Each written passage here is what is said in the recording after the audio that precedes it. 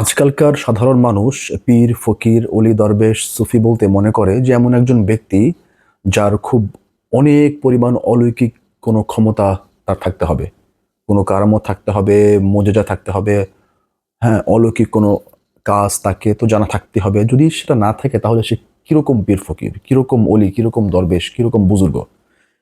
আসলে যদি আপনারা সুফি সাধকদের জীবনী, সত্যিকার সুফি সাধকদের জীবনী, ইতিহাস পর্যালোচনা করেন তাহলে দেখবেন যে একটা কমন জিনিস প্রত্যেকের জীবনে ছিল, আর সেটা হচ্ছে মেডিটেশন বা ধ্যান সাধনা বা মোরাকাবা মোশাহেদা।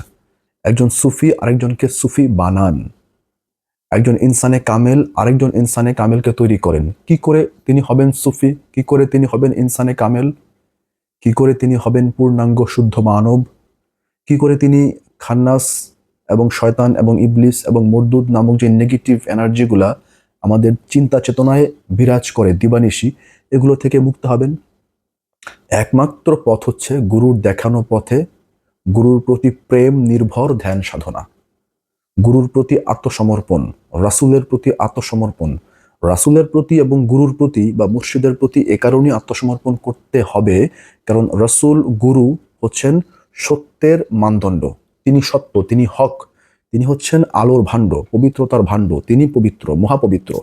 সো পবিত্র ইনার সামনে আসলে এনার্জির ক্রিয়া প্রতিক্রিয়ায়, দানে, দয়ায় আমার ভেতরেও সেই নূর তাজাল্লি জেগে উঠবে।